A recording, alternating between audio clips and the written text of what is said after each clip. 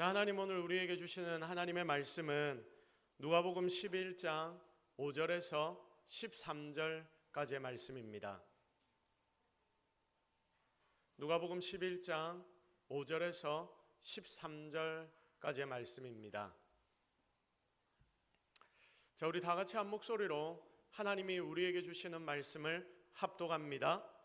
또 이르시되 너희 중에 누가 벗이 있는데 밤중에 그에게 가서 말하기를 벗이여 떡 세 덩이를 내게 구워달라. 내 벗이 여행 중에 내게 왔으나 내가 먹일 것이 없노라 하면 그가 안에서 대답하여 이르되 나를 괴롭게 하지 말라. 문이 이미 닫혔고 아이들이 나와 함께 침실에 누웠으니 일어나 네게 줄 수가 없노라 하겠느냐. 내가 너희에게 말하노니 비록 벗됨으로 인하여서는 일어나 주지 아니할지라도 그 간청함을 인하여 일어나 그 요구대로 주리라. 내가 또 너희에게 이르노니 구하라 그러면 너희에게 주실 것이요 찾으라 그러면 찾아낼 것이요 문을 두드리라 그러면 너희에게 열릴 것이니 구하는 이마다 받을 것이요 찾는 이는 찾아낼 것이요 두드리는 이에게는 열릴 것이니라. 너희 중에 아버지 된 자로서 누가 아들이 생선을 달라 하는데 생선 대신에 뱀을 주며 알을 달라 하는데 정갈을 주겠느냐. 너희가 악할지라도 좋은 것을 자식에게 줄 줄 알거든 하물며 너희 하늘 아버지께서 구하는 자에게 성령을 주시지 않겠느냐 하시니라. 아멘. 자, 오늘은 뻔뻔하게 보일 정도가 딱 좋다, 뻔뻔하게 보일 정도가 딱 좋다라는 제목으로 하나님의 말씀 증거하도록 하겠습니다. 자, 오늘은 3월의 첫날입니다. 이제 봄도 오고 학교는 개학을 하고 그러면서 모든 일상이 새롭게 정상으로 다 돌아가는 때가 사실은 3월부터 아닙니까? 자, 그때가 오늘 우리가 맞이하는 3월 첫 시작입니다. 자, 그래서 여러분 우리는 하나님이 주시는 활력을 가지고 이 시작을 정말 멋지게 해내야 하는데 이 시작의 즈음에서 우리가 무엇을 붙잡고 나아가야 할지, 그래서 무엇을 좀 나누면 좋을지 고민을 참 많이 했습니다. 지금 보면 알겠지만 하나님이 주시는 축복의 말들로 이제 우리의 삶을 채우자는 운동도 오늘 3월의 첫 시작부터 우리가 시작을 해서 이와 관련된 메시지를 좀 나눌까 고민을 하다가 어쨌든 성도로서 우리가 활력 있게 살아가기 위해서는 결국 우리의 믿음이 바로 세워져야 하는데, 여러분 믿음이 무엇입니까? 믿음이 바로 관계 아닙니까? 그러니까 우리의 삶에 주어져 있는 이 믿음, 하나님과의 관계가 바로 서야지 뭔가 성도로서 우리 모두가 그리고 여러분이 제대로 살 수 있겠다라는 생각이 들었습니다. 자, 그래서 여러분 우리의 믿음인 하나님과의 관계를 다시 한번 점검해 보는 시간이 오늘 이 자리에 있는 우리 모두에게 너무나 필요합니다. 자, 그러면 하나님과 나와의 관계, 자, 이 자리에 있는 여러분, 하나님과 여러분과의 관계가 지금 어떻습니까? 하나님과 여러분과의 관계가 지금 어떤지를 한번 돌아봐야 합니다. 자, 여러분, 그러면 하나님과 나와의 관계의 핵심이 무엇입니까? 한번 대답해 보십시오. 자, 말씀으로 하나님의 음성을 듣고 기도로 하나님께 아뢰고 이런 하나님과의 대화, 우리가 하나님과 대화한다라고 말할 때에 우리가 하나님의 말씀을 듣고 하나님 앞에 엎드려 기도하고 이렇게 하나님과의 관계하는 이 모든 것들, 그러니까 하나님과의 대화가 굉장히 중요한 거 아닙니까? 그래서 하나님의 말씀을 듣기 위한 방법들을 우리가 새롭게 시작해 보려고 하면서 진짜 중요한 기도에 대해서 우리가 다시금 점검해 보는 시간을 가져야 되겠다. 자, 그래서 오늘 바로 이런 시간을 함께 가져보려고 합니다. 자, 오늘 우리가 보는 이 본문 누가복음 11장은 여러분이 사실은 너무나 잘 아는 본문입니다. 자, 1절부터 우리가 읽지는 않았지만 1절의 말씀부터 여러분 한번 성경을 쭉 보십시오. 자, 1절 말씀부터 보면 마태복음 6장 9절에서 13절에도 동일한 본문의 내용이 나오는데 거기보다는 조금 짧은 주님이 가르쳐 주신 기도, 그러니까 주기도문이 오늘 우리가 읽었던 본문의 앞부분에 나오고 있습니다. 그리고 그 뒤에 5절부터 우리가 오늘 살펴보는 본문의 내용이 등장합니다. 자, 그럼 오늘 우리가 읽었던 이 본문의 전체적인 개요를 한번 살펴봅시다. 자, 5절부터 8절까지는 기도에 대한 비유입니다.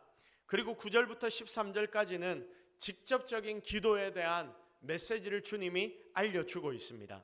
자, 솔직히 여러분, 오늘 이 자리에 있는 예배하는 여러분들 중에서 오늘 예수님께서 이 말씀을 통해 우리에게 주시는 이 비유를 안 들어본 분이 여기 계십니까?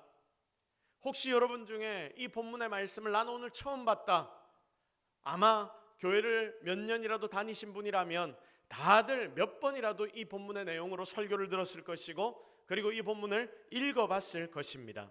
그 정도로 정말 유명한 본문이 바로 이 본문입니다. 이 본문을 짧게 설명을 해보면요, 온 가족이 잠든 늦은 밤에 이웃에 사는 친구가 찾아와서 문을 두드리면서 큰 소리로 말합니다. 5절, 친구, 내가 내일 갚아줄 테니까 떡을 3덩이만 나에게 좀 빌려줘.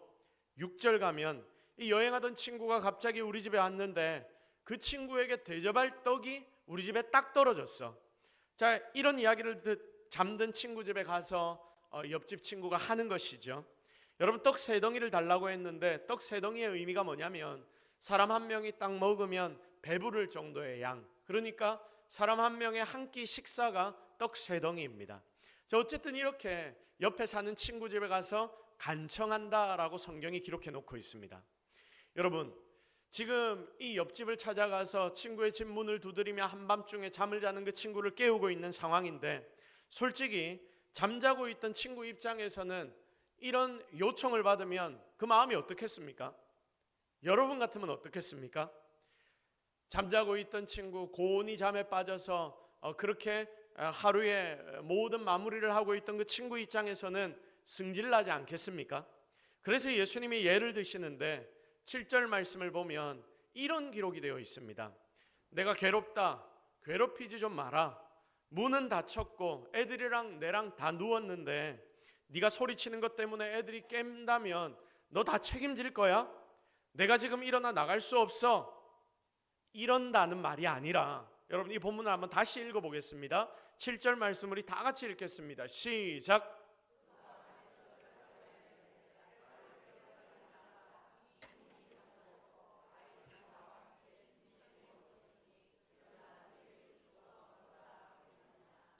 자, 뭐라고 지금 말씀하십니까?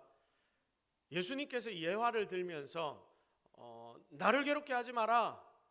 우리 아이들 나와 함께 침실에 누웠으니 일어나 내가 너에게 그거 줄 수 있겠느냐? 줄 수가 없노라 라고 하겠느냐? 자, 이 말이 무슨 말입니까? 이렇게 안 할 거다라는 이야기입니다. 준다는 말이죠. 그렇게 안 할 거다라고 지금 예수님이 말씀하십니다. 여기서 좀 이상한 거예요. 여러분 이상하지 않습니까? 누군가가 한밤중에 새벽 2시, 3시에 찾아와가지고 여러분들 집을 문을 막 두드리면서 뭐 좀 달라고, 이렇게 떡 3덩이 달라고 하면 화가 날 텐데, 예수님은 뭐라고 하시냐면 니들이 옆집에서 누군가가, 내 친구가 찾아와서 한밤중에 그렇게 달라고 하면 니들 떡 안 주겠느냐?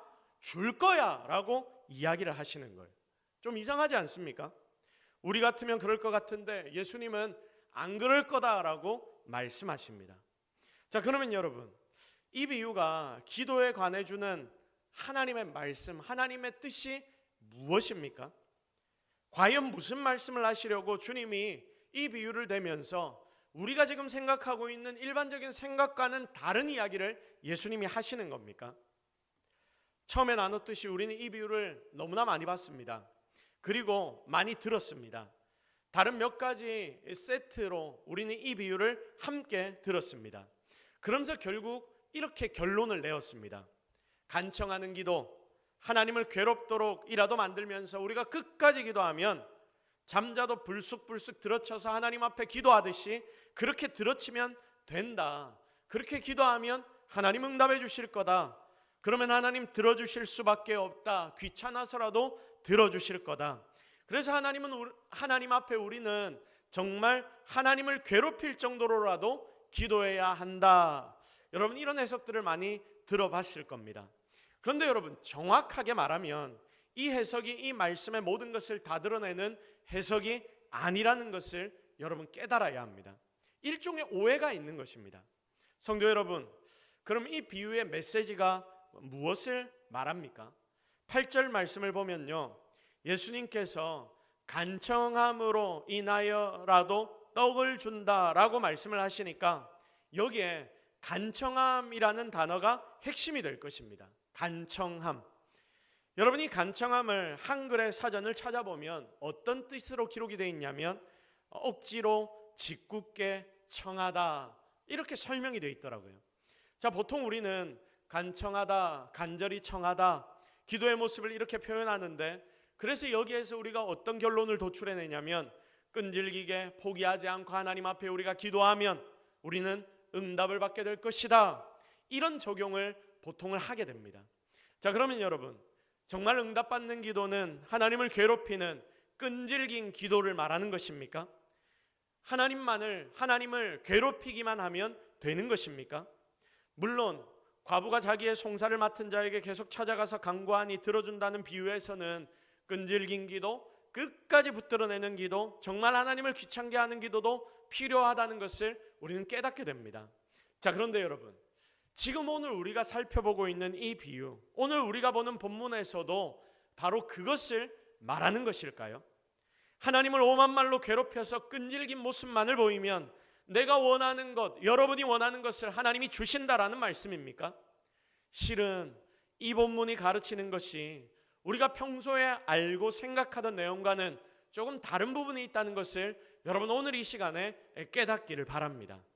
성도 여러분, 지금 우리의 상황이 아니라 당시의 상황을 한번 우리가 살펴볼 필요가 있습니다. 예수님 당시의 시대적인 상황입니다. 지금 우리와 문화가 그리고 생각들이 완전히 다른 시대입니다. 특히 예수님께서 정말 많은 비유를 하셨거든요. 예수님의 비유를 우리가 이해를 해보려면 더 예수님 당시에 사람들이 어떻게 살았었는지, 그리고 당시에 예수님 때 문화가 어떠했는지 이것을 우리는 잘 알아야 합니다. 왜냐하면 예수님은 1차적으로 당시에 주님의 메시지를 듣던 자들에게 이 예수님의 메시지를 듣다가 그 예화를 듣고 와, 그렇구나, 확 끌려 들어갈 수 있도록, 그러니까 예수님의 예화를 통해 이스라엘 백성들, 그 당시 유대인들이 이해가 팍팍 되도록 일부러 예수님은 생활 밀착형의 비유를 많이 하셨습니다. 예수님의 지혜로운 모습을 우리는 보게 되는 것이죠. 그래서 주님의 비유를 듣다가 아하 하고 돌 깨지는 경험을 당시의 유대인들은 굉장히 많이 했던 것입니다. 당시의 사람들은요, 음식을 쉽게 못 구합니다. 여러분, 지금 우리 같으면 왜 음식을 구하려고 그 한밤중에 옆집 친구 집으로 가겠습니까? 옆에 편의점 찾아가면 편의점들이 24시간 하니까 거기 가서 음식을 사와서 내 친구에게 대접을 하면 됩니다. 그런데 여러분, 그 당시에는 지금 같습니까? 지금 같지 않습니다. 그리고 밤이 되면 칠흑 같은 어둠이 온 동네를 덮쳐버립니다. 자, 그리고 우리가 집중해야 하는 부분이 이건데, 여러분, 그 당시 손님을 어떻게 대접했는지, 어떻게 접대했는지 우리가 그걸 좀 알아야 합니다. 여러분, 구약의 시대입니다. 예수님 당시에 지금 예화로 드는 이 시기는 구약에서 신약으로 넘어오는 바로 구약을 살아가고 있는 바로 그 시대입니다. 구약 시대 당시에는 손님을 대접하는 것이 무엇이었냐면 율법을 지키는 일이었습니다. 우리 다 같이 한번 따라해 봅시다. 손님을 대접하는 것이 율법을 지키는 일이었다. 시작. 자, 손님을 대접하는 것이 하나님의 율법을 지키는 일이었다니까요.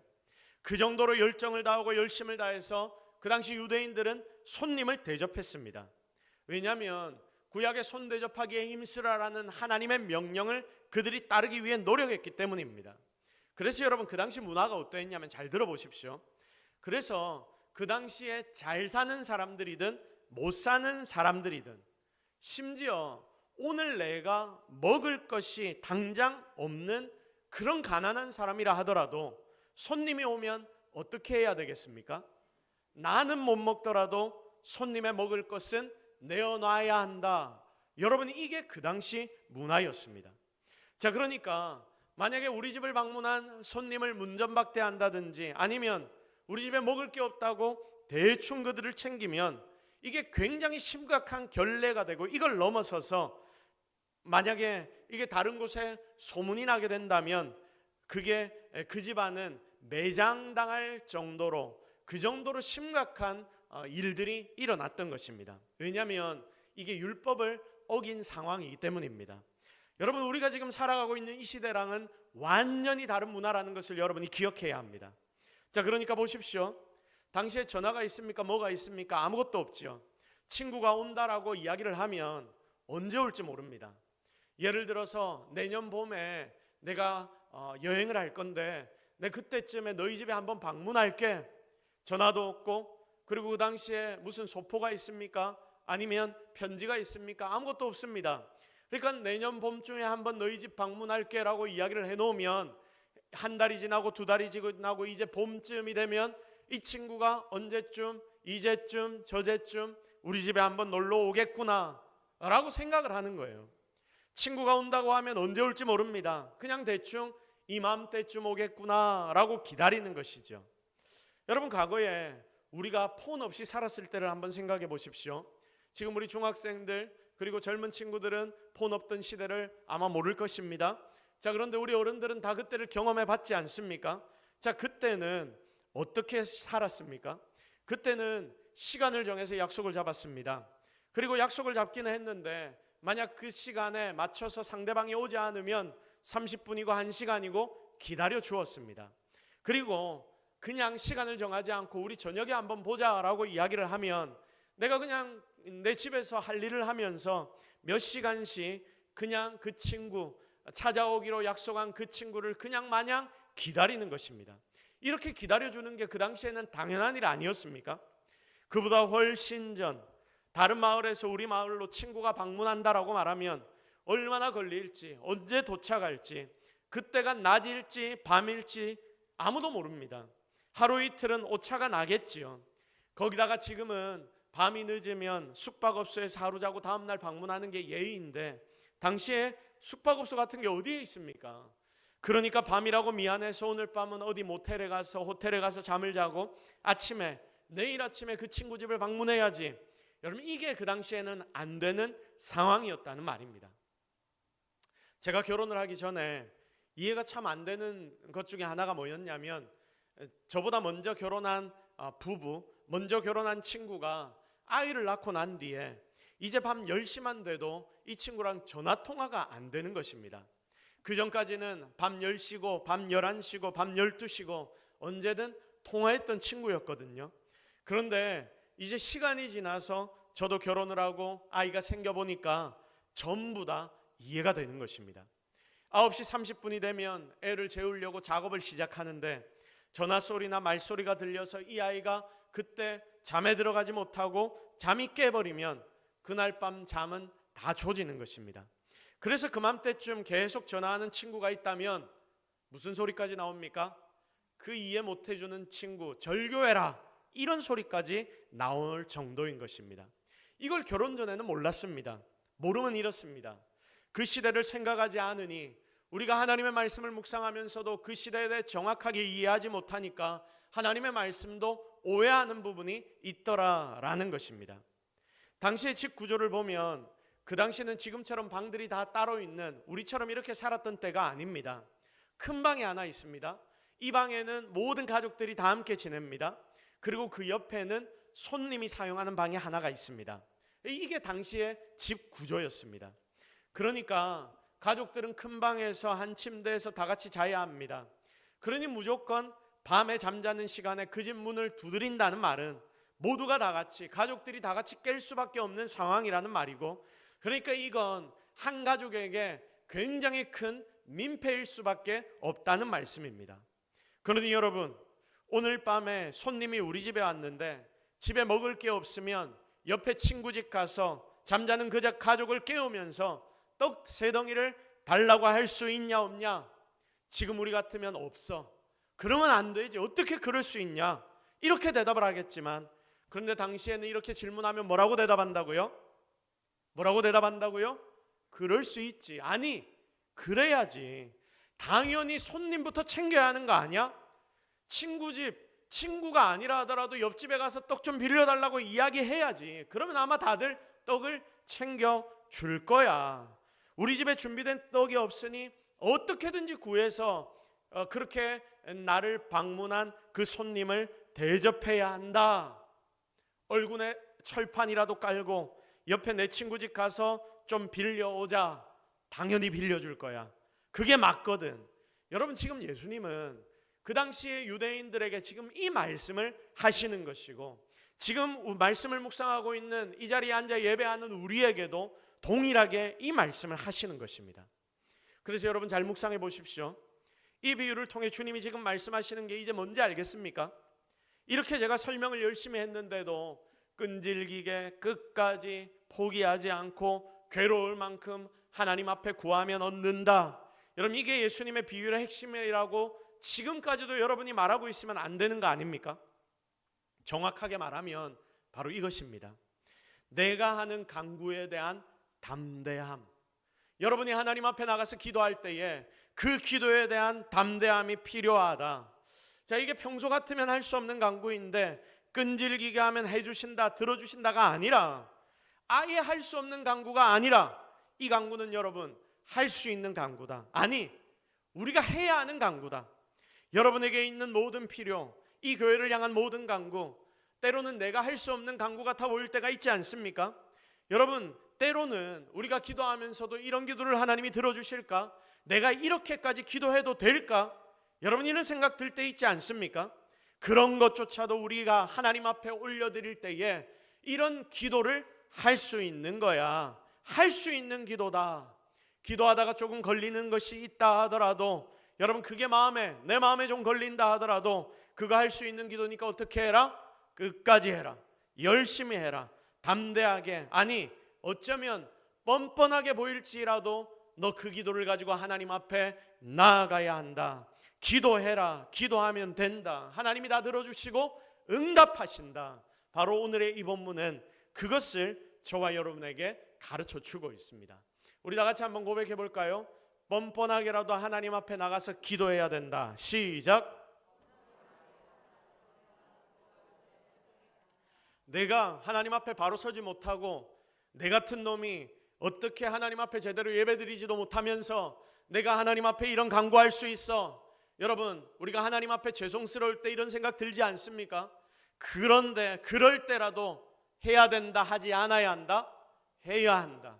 어떻게든지 기도의 자리를 사수해야 한다. 이게 오늘 하나님이 여러분들에게 주시는 음성입니다. 그러니까 이거지요.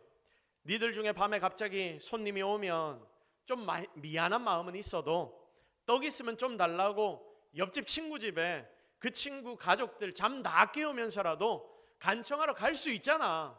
그게 당연한 거 아니야? 그러면 그 친구는 분명히 떡 줄 거야.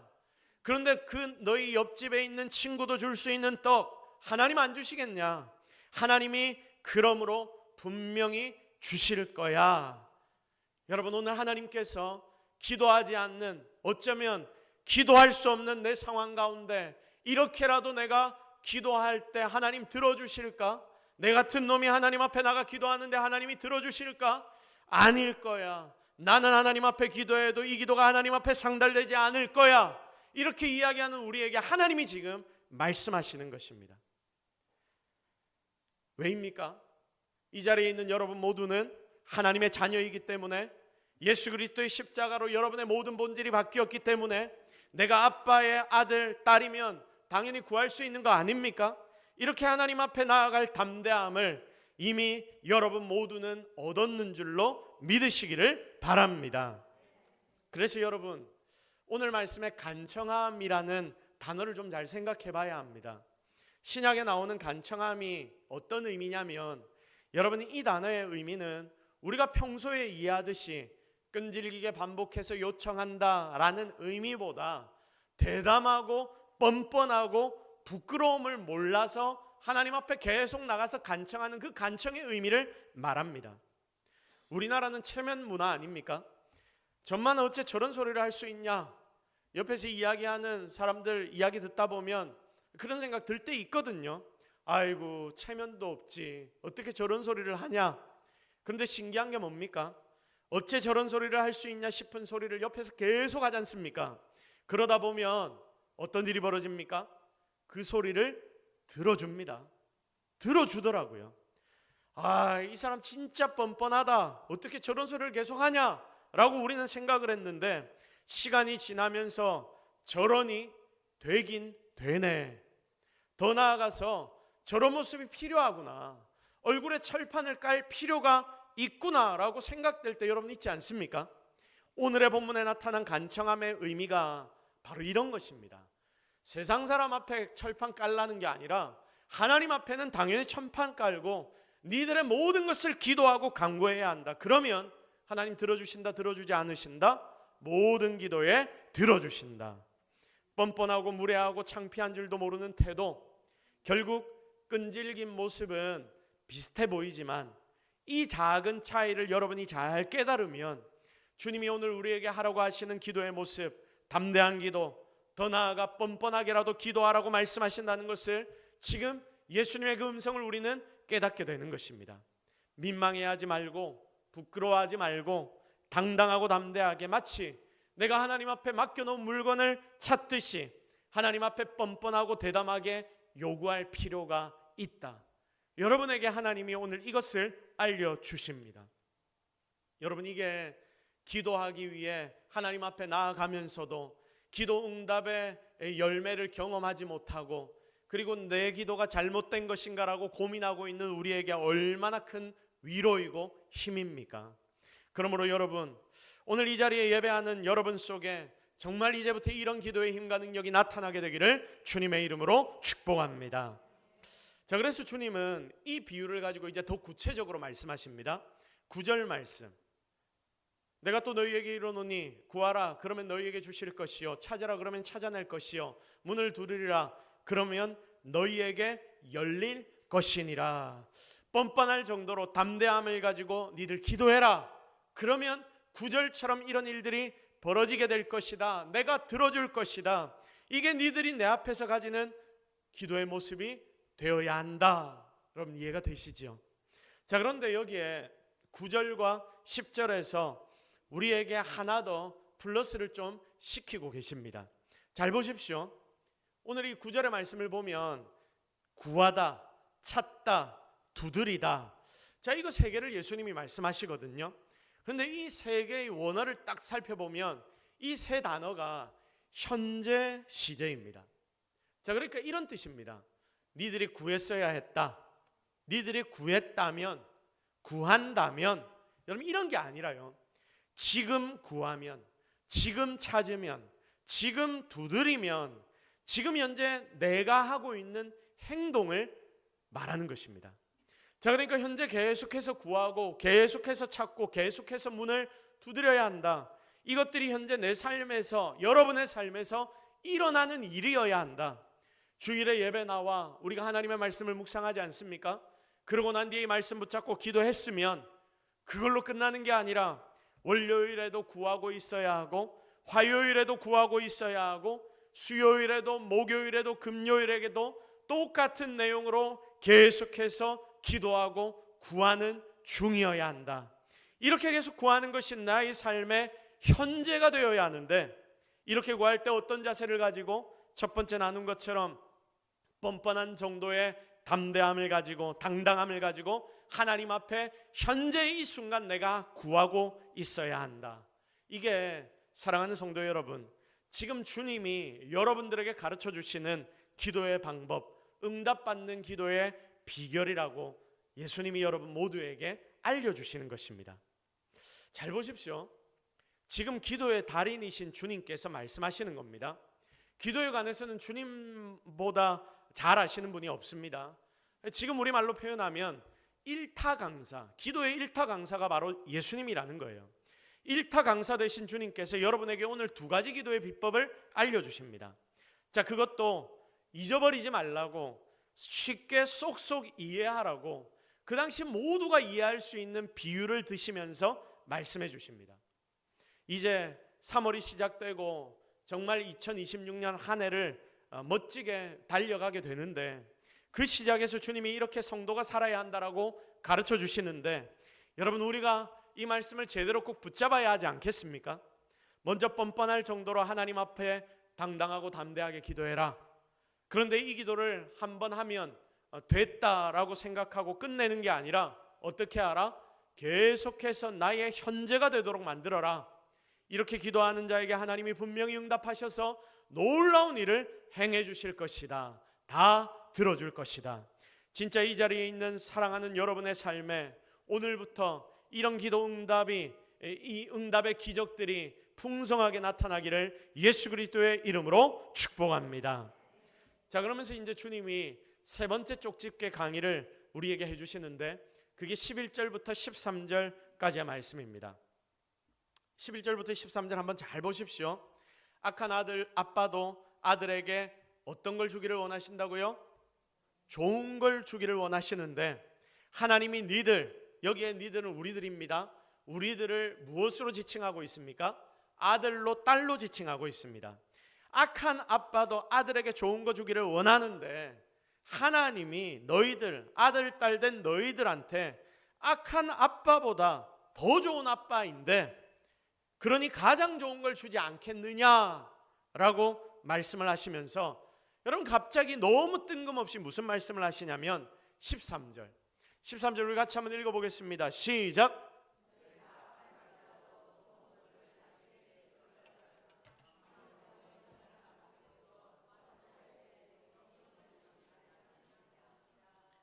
아멘. 자, 보십시오. 이게 이 문맥상으로 원래 어떤 내용이 나와야 될 것 같습니까? 너희가 악할지라도 좋은 것을 자식에게 줄 알거든 하물며 너희 하늘 아버지께서 구하는 자에게 구하는 것에 대해 응답해 주시지 않겠느냐. 여러분 이게 제대로 된 정답 같지 않습니까? 그런데 예수님이 제일 마지막에 갑자기 이 내용을 확 틀어버리십니다. 뭐라고 하시냐면 구하는 자에게 무엇을 주신다? 성령을 주시지 않겠느냐. 딱 이 말씀을 주님이 던지십니다. 결국 하나님 아버지께서 아들, 딸 된 우리에게 주실 수 있는 가장 좋은 것이 뭐라는 말씀입니까? 성령님이시다. 돈도 아니고 건강도 아니고 성공도 아니고 성령 하나님이시다. 그게 바로 하늘 아버지께서 지금 우리에게 주실 수 있는 최고의 선물. 니들이 무엇을 간구한다 하더라도 그 간구하는 것보다 훨씬 더 좋은 것이 바로 성령 하나님이시다라고 예수님이 설명하시는 겁니다. 왜냐하면 성령 하나님이 여러분을 진짜 여러분에게 만들어 주시기 때문입니다. 성령 하나님이 함께 하실 때 여러분은 진짜 하나님의 아들, 딸이 될 수 있기 때문입니다. 그리고 성령 하나님께서 진짜 여러분 속에서 일하시기 시작하시면 위에 이야기한 돈도 건강도 성공도 그 모든 것 다 하나님이 허락하셔서 여러분에게 주어질 것이기 때문에 이번 한 해 성령님을 우리가 제대로 모실 때에 승리하고 성공할 수 있기 때문에 결국 성도인 여러분에게 가장 좋은 선물은 성령 하나님밖에 없다는 것을 꼭 기억하시기를 바랍니다. 그래서 예수님이 간구하는 자들에게 성령 하나님을 주실 것이다라고 약속하시는 겁니다. 이제 말씀을 정리하도록 하겠습니다. 자, 오늘은 3월의 시작입니다. 모든 것이 활기를 얻고 제자리를 찾아가는 이 시작되는 이때에 기도의 일타 강사 되시는 예수님께서 여러분 모두에게 쪽집게 가해를 해주십니다. 이 시작에서 니들 이렇게 기도하면 분명히 이번 한 해 승리하게 될 거야. 여러분 기억하십시오. 첫 번째 무엇입니까? 뻔뻔할 정도로 당당하고 담대하게 기도해라. 두 번째가 무엇입니까? 그 기도가 현재 나의 기도가 되게 만들어라. 그러니까 맨날 하나님 앞에 뻔뻔하라는 이야기입니다. 그리고 세 번째, 그 기도의 가장 첫머리에는 뭐가 있어야 된다? 성령의 충만하심이 있어야 된다. 자, 이게 제일 좋은 것인데 뻔뻔하게 니들이 하나님 앞에 나오기만 하면 너희들에게 아빠 하나님은 이걸 선물해 줄 거야. 진짜 이걸 기대하며 살아라. 그리고 성령의 충만함이 너희들 속에 있으면 그때부터 너희들의 인생은 달라지게 될 것이다. 사랑하는 성도 여러분, 정말 여러분의 삶에 이런 기도가 회복되기를 바랍니다. 아니, 이제 깨달은 대로 기도하는 성도 되기를 바랍니다. 그래서 주의 능력으로 이번 한 해 동안 정말 항상 승리할 수 있는 저와 여러분, 우리 동서교회 모든 성도들이 되기를 예수 그리스도의 이름으로 축복합니다. 우리 시간 말씀 붙잡고 기도하겠습니다. 하나님, 오늘 우리가 예수 그리스도의 이 말씀을 통해서 하나님의 뜻을 깨닫습니다. 우리에게 요구하시는 게 이 관계인데, 하나님, 우리가 성도로서 너무 하나님과의 관계를 소홀히 여겼습니다. 기도하지 않았습니다. 용서하여 주십시오. 다시 한번 이 기도의 자리를 회복하겠습니다. 하나님, 오늘의 말씀을 통해 깨달은 것 그대로 응답되게 하여 주옵소서. 여러분, 이 제목을 놓고 오늘 말씀을 통해 깨달은 것 하나님 앞에 기도함으로 나아갑시다. 우리 주여 한번 외쳐 함께 간절하게 기도하며 나아갑니다. 주여. 하나님, 오늘 우리가 하나님 앞에 나왔습니다. 주님의 말씀을 묵상합니다. 우리에게 가르치시는 대로 배우기를 원합니다. 하나님 음성 따라 살아가게 하여 주시옵소서. 이 시간 역사하신 하나님 바랍니다. 의지합니다. 기대합니다. 우리에게 기도를 가르쳐 주셨사오니 이 기도 제대로 응답하는 우리 모두가 되게 하여 주옵소서. 하나님의 음성이 나를 살리는 것을 깨닫게 하시고 기도로 승리하게 하여 주옵소서. 오늘 이 시간 하나님 우리와 함께 하여 주시옵소서. 오늘 이 시간 하나님 능력을 허락하여 주옵소서. 오늘 이 시간 하나님 은혜를 허락하여 주옵소서. 하나님 함께 하여 주옵소서. 하나님, 오늘 우리에게 말씀하여 주시니 너무나 감사합니다.